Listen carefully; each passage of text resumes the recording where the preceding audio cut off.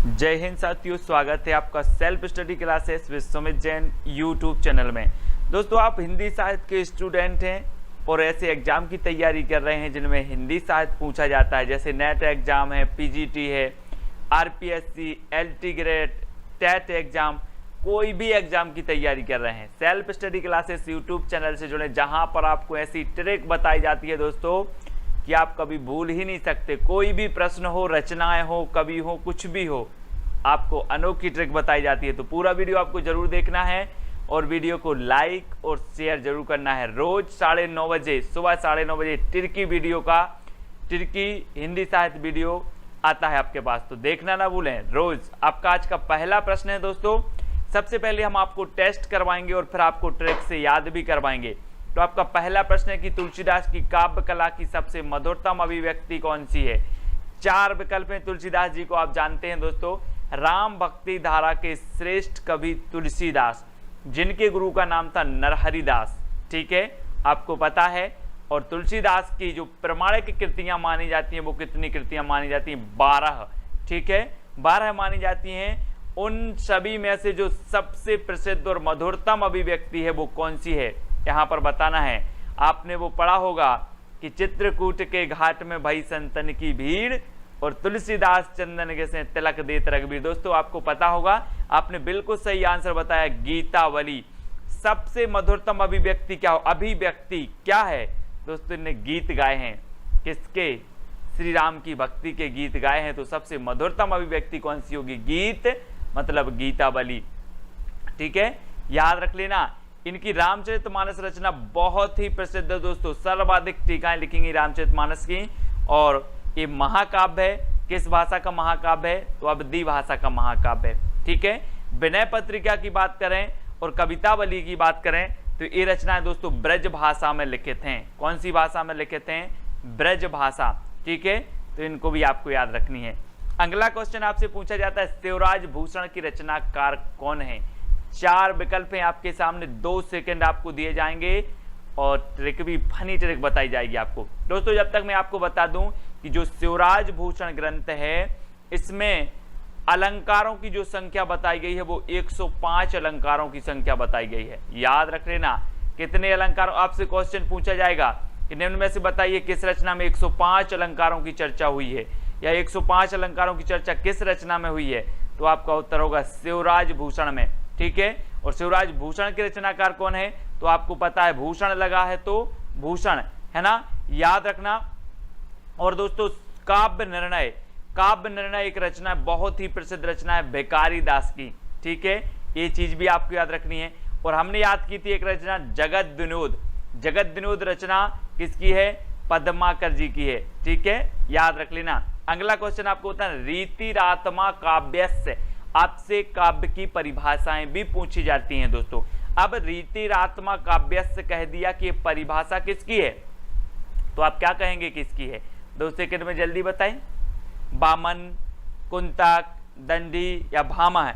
मैंने आपको याद करवाया था दोस्तों कि रीति संप्रदाय और रीतिकाल अलग, रीति संप्रदाय अलग। रीति संप्रदाय के प्रवर्तक कौन है? रीति से पूजन करवाते हैं कौन? बामन लोग, पंडित लोग, जिन्हें पंडित बोलते हैं ना, वो बामन लोग रीति से करवाते हैं पूजन भगवान की। तो रीति संप्रदाय के कौन होंगे? बामन, है ना, बामन यानी कि 1 नंबर। अब जब रीति संप्रदाय के बामन है तो रीतिरात्मा काव्यस्य भी कौन कहेगा? बामन, यानी कि जो विकल्प नंबर आपका 1 है वो बिल्कुल सही हो जाएगा। आपसे पूछा जाता है दोस्तों, वक्रोक्ति संप्रदाय के प्रवर्तक कौन है? तो आप बोलते हो कि सर आप जो वक्रते हो वो हमारे कान तक पहुंचता है, जो आप वक्रते हो वो हमारे कान तक पहुंचता है, तो कुंतक, वक्रोक्ति संप्रदाय के, ठीक है। अब आप कहोगे दोस्तों अलंकार संप्रदाय के कौन है? तो अलंकार संप्रदाय के भामा है। और आप बताते हो दोस्तों कि वो विभिन्न प्रकार के अलंकार करता है, सोने की चैन पहनता है, बड़े बड़े जेवर पहनता है, वो तो क्या है? भामाशाह है, भामाशाह। तो अलंकार संप्रदाय, अलंकार कौन करता है?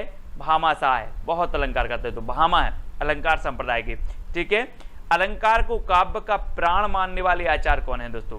काव्य का प्राण मान लिया। प्राण ऐसा शब्द जो हमेशा बहुवचन में प्रयोग होता है, प्राण, बोले प्राण निकल गए प्राण, तो अलंकार को काव्य का प्राण मानने वाले जो हैं वो कौन है? अब एक चीज बताना दोस्तों कि सबसे ज्यादा आप अलंकार करते हो तो काय का करते हो? केसों का करते हो। काय को करते हो? केसों का।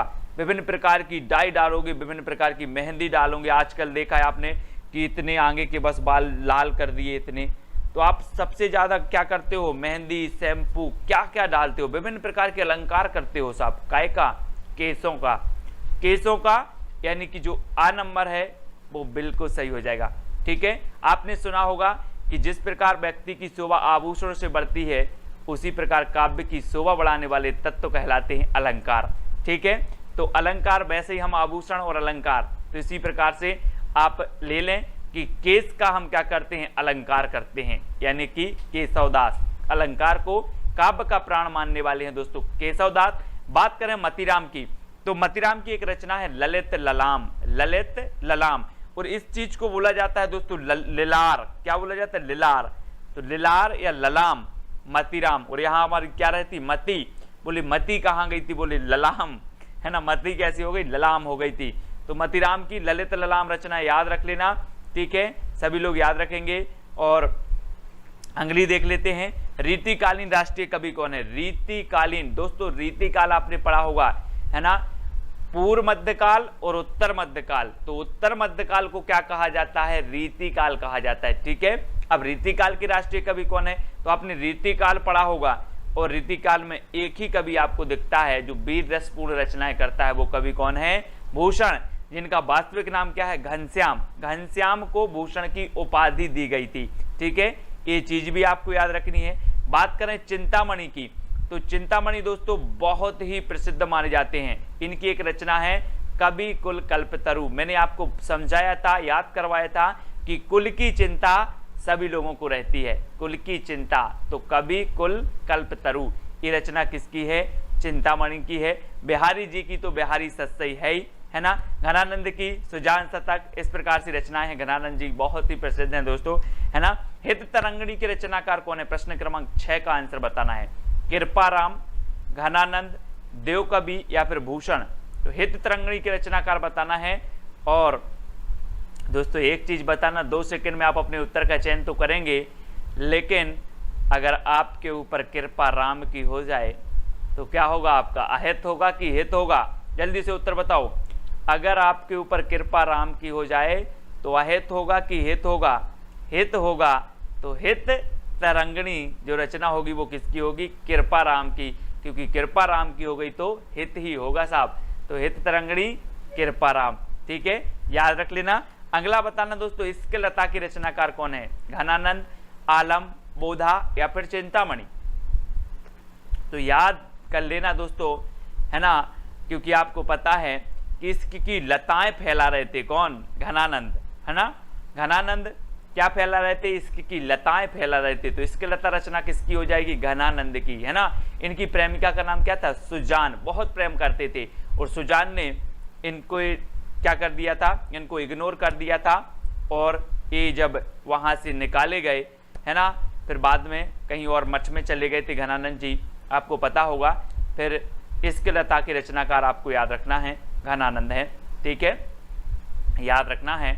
और आलम की जो माधवानल काम कंदला है, ये कौन सी भाषा में लिखी गई? अवधी भाषा में लिखी गई, है ना। ये चीज भी हमने आपको बताया था, और है ना, याद रख लेना इसको। अगला है दोस्तों अंगद दर्पण। अंगद दर्पण की रचनाकार कौन है? सॉरी, अंग दर्पण, अंगद नहीं, अंग दर्पण। रसलीन है, सेनापति है, मतीराम या फिर कृपाराम है। तो एक चीज बताना दोस्तों, आजकल के जो किशोर होते ना, किशोर किशोरियां होती हैं, वो दर्पण में अपने अंग देख देख के बड़ा रस लेते हैं। मैं कितना सुंदर हूं। दिन में कम से कम 10 से 15 बार तो दर्पण देखते हैं, है ना। तो अंग दर्पण में देख देख क्या लेते हैं? रस लेते हैं। तो अंग दर्पण की रचनाकार रसलीन।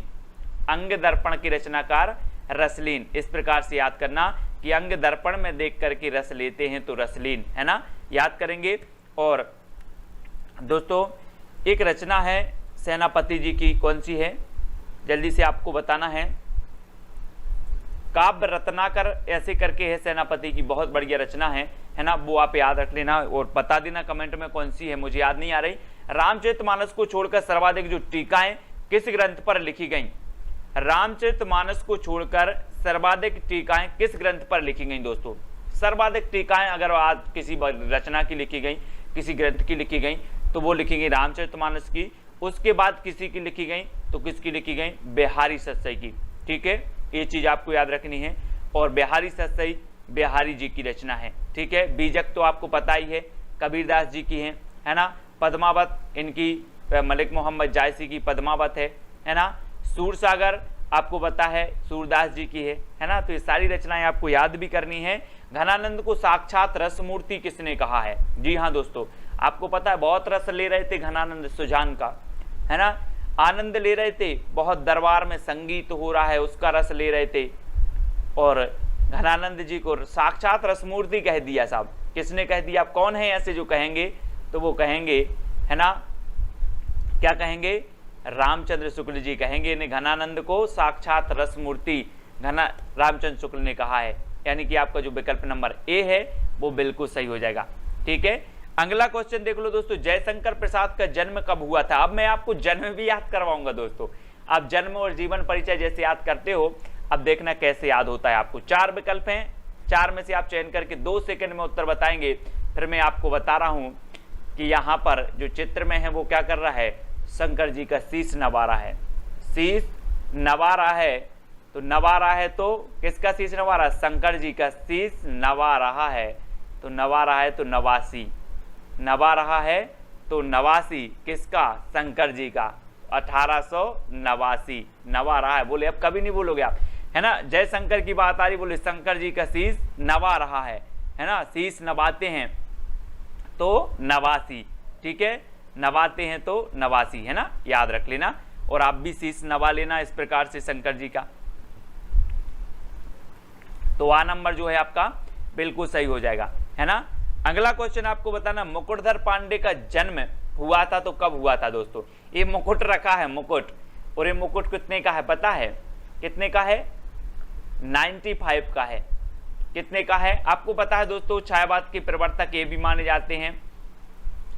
पंत को नंद दुलारी वाजपेयी ने माना छायावाद का प्रवर्तक, है ना। जयशंकर प्रसाद को ईलाचंद्र जोशी ने माना छायावाद का प्रवर्तक। और मुकुटधर पांडे की जन्म की बात आती है तो ये मुकुट है, और मुकुट कितने रुपए का है? 95 रुपए का, 95 रुपए का है। तो मुकुटधर पांडे का जो जन्म होगा वो कब होगा? 1895 से 1984, ये इनका जन्म है। मैं आपको पूरे जन्म याद करवा दूंगा, जन्म काल, है ना। तो आपने जयशंकर प्रसाद की शंकर जी के सामने हम शीश नवाते हैं तो नवासी, और मुकुट कितने का है? 95 का। तो 1895 में इनका जन्म हुआ था। ठीक है, अब आपको अबला जीवन हाय तुम्हारी यही कहानी, आंचल में है दूध और आंखों में पानी, ये पंक्ति किसकी है दोस्तों? बहुत ही प्रसिद्ध पंक्ति है। और यशोधरा जो कि खंड काव्य है ना, खंड काव्यात्मक महाकाव्य कृति है यशोधरा, और बहुत ही बढ़िया है दोस्तों, है ना। मैथिली शरण गुप्त की रचना है। तो याद रख लेना, ये पंक्ति हमेशा पूछी जाती है कि अबला जीवन हाय तुम्हारी यही कहानी, और है ना, आंचल में है दूध और आंखों में पानी। बहुत ही बढ़िया पंक्ति है राष्ट्रकवि मैथिली शरण गुप्त जी की, है ना। साकेत भी इनकी रचना है, साकेत जिसमें 12 सर्ग हैं दोस्तों। भारत भारती इनकी रचना है, प्रसिद्ध है। ठीक है, गुप्त जी के बारे में आपको याद रख लेना है, बहुत ही प्रसिद्ध है ना। और राम नरेश त्रिपाठी की मानसी एक रचना पूछी जाती है, मानसी रचना किसकी है? तो राम नरेश त्रिपाठी जी की है। महावीर प्रसाद द्विवेदी के बारे में बताना, तो आपके लिए इनका परिचय बताना कोई बड़ी बात नहीं, सभी जानते हैं ना। और प्रसाद जी, तो प्रसाद जी हैं, है ना, याद रख लेना। अगला बताना दोस्तों, मिट्टी के बारात की रचनाकार कौन है? अब आपको 4 विकल्प हैं चित्र में, यहाँ पर देखो भूतूत दिए हैं। अब डर नहीं जाना आप लोग, बोले सर ये क्या लेके आ गए भूतूत? भूतूत नहीं, मैं आपको बता रहा हूं कि मिट्टी के बारात की रचनाकार कौन है। तो कौन है दोस्तों? आपको पता है कि जब शिव जी की बारात निकली तो बहुत सारे क्या आए थे कि शिव बोले आगे पीछे नाचे भूत, भूत नाच रहे थे। कैसे नाच रहे थे? मिट्टी इट्टी के लपेड़ लपेड़ के नाच रहे थे। बोले ये क्या, मिट्टी की बारात आ गई? ये लोगों ने देखा और बोला मिट्टी की बारात आ गई।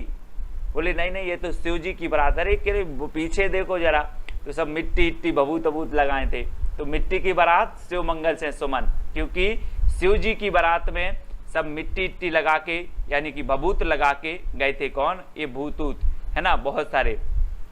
तो याद रख लेना है दोस्तों, शिव मंगल से सुमन की रचना है मिट्टी की बारात। अब आप कभी नहीं बोलोगे, चित्र में थोड़ा सा अच्छे से देख लेना, है ना। और अगला बताना है आपको, राहों के अन्वेषी किसे कहा जाता है? 4 विकल्प है। तार सप्तक के कवियों को, स्वच्छंदतावादी कवियों को, छायावादी कवियों को या हालावादी कवियों को। बहुत ही बढ़िया है दोस्तों, है ना। आपको पता है कि राहों का अन्वेषी यानी कि जो राहों का अन्वेषी बन गया है वो क्या करेगा? अब आपको तार देगा। बोले आप हमारे राहों के अन्वेषी बन जाओ। अगर कोई आपके राहों का अन्वेषी बन गया है तो आपको क्या कर देगा? तार देगा। तार देगा तो तार सप्तक के कवियों को राहों का अन्वेषी कहा जाता है। और किसने कहा है? तो किसने कहा है? अज्ञे जी ने कहा है। किसने? अज्ञे जी ने। ठीक है, याद रख लेना, राहों का अन्वेषक, तार सप्तक के कवियों को राहों का अन्वेषक किसने कहा है? ऐसा भी क्वेश्चन आता है तो अज्ञे जी ने कहा है। ठीक है, ये चीज याद रखनी। अगला है दोस्तों, शमशेर को किस काव्य कृति के लिए साहित्यिक अकादमी पुरस्कार मिला है?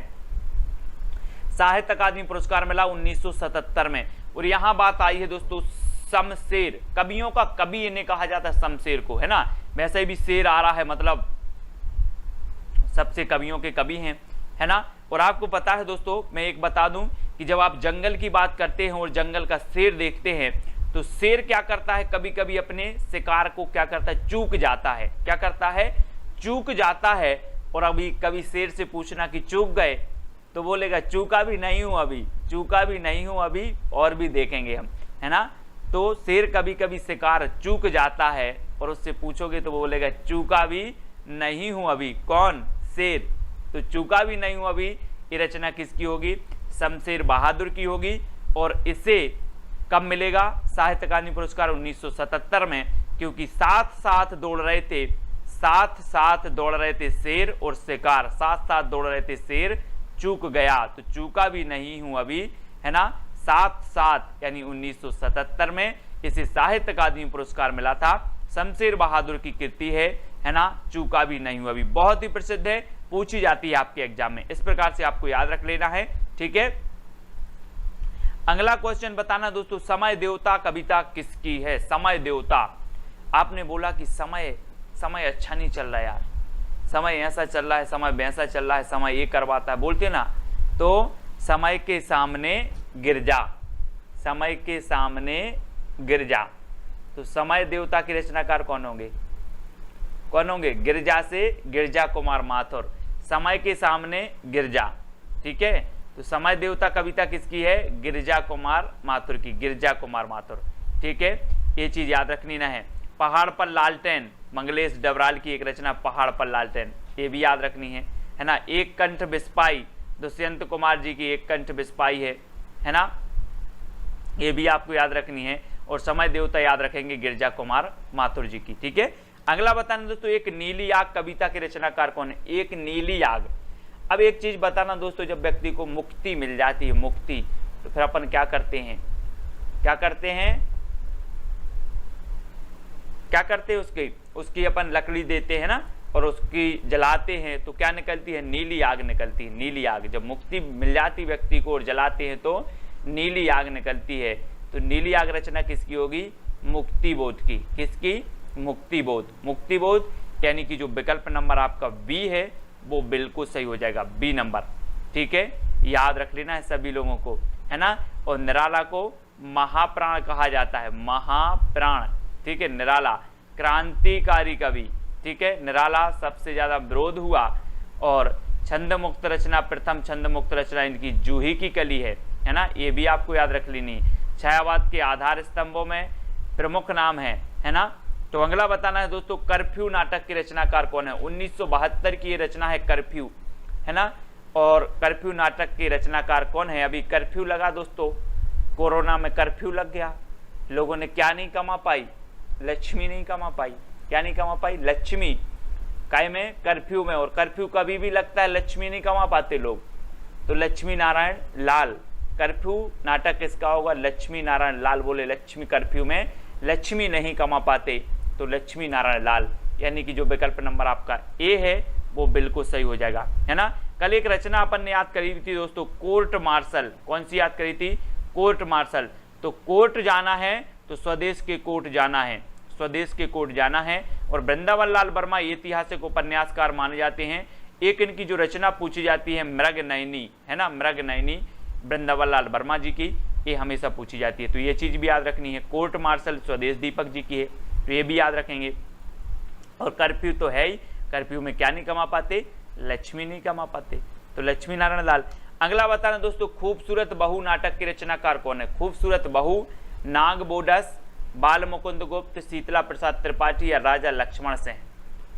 तो आप कभी बोलोगे कि खूबसूरत बहू को कै ने डस लिया? नांग ने डस लिया। चित्र में देखो, खूबसूरत बहू को नांग ने डस लिया। तो खूबसूरत बहू नाटक के रचनाकार कौन होंगे? नाग बोडस। कौन होंगे? नाग बोडस। क्योंकि खूबसूरत बहू को किसने डस लिया? नांग ने। तो नाग बोडस, यानी कि जो ए नंबर है वो बिल्कुल सही हो जाएगा, ए नंबर। ठीक है, सभी लोग याद रखेंगे। और एक जानकी मंगल है, शीतला प्रसाद त्रिपाठी जी का नाटक है ना। अभिनीत नाटक माना जाता है, भारतेंदु जी ने इसमें अभिनय किया था, है ना। ये चीज भी आपको याद रख लेनी। और राजा लक्ष्मण से आप याद आता है दोस्तों कि इनने प्रजा हितैषी पत्र निकाला था 1955 में, है ना, 1855 में प्रजा हितैषी राजा लक्ष्मण सेन, है ना। 1854 में जो आपका प्रथम दैनिक समाचार पत्र समाचार सुधावर्षण आया था, है ना। ये चीज भी याद रखनी है। 1826 में तो आपका उदंत मार्तंड आया था, है ना। बहुत बढ़िया। तो दोस्तों यहाँ पर अपने 20 प्रश्न कंप्लीट होते हैं। अब आपको कितने याद हुए हैं, है ना, कैसी ट्रिक लगी है, कौन सी ट्रिक सबसे अच्छी लगी है, वो भी आप बता सकते हो। और दोस्तों आपका जो चैलेंज प्रश्न है वो क्या है?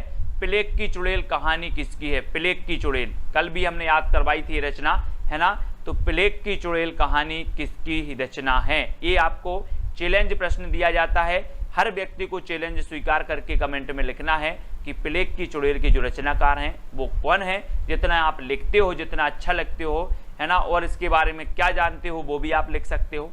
ठीक है, जो जितना लिखता है उसको उतना ही याद होता है दोस्तों। ठीक है, तो लिखा करें, है ना। और दोस्तों पिछले प्रश्न का जो आपका उत्तर होगा वो क्या होगा? क्या भूलूं क्या याद करूं। ये क्या है? हरिवंश राय बच्चन जी की आत्मकथा है।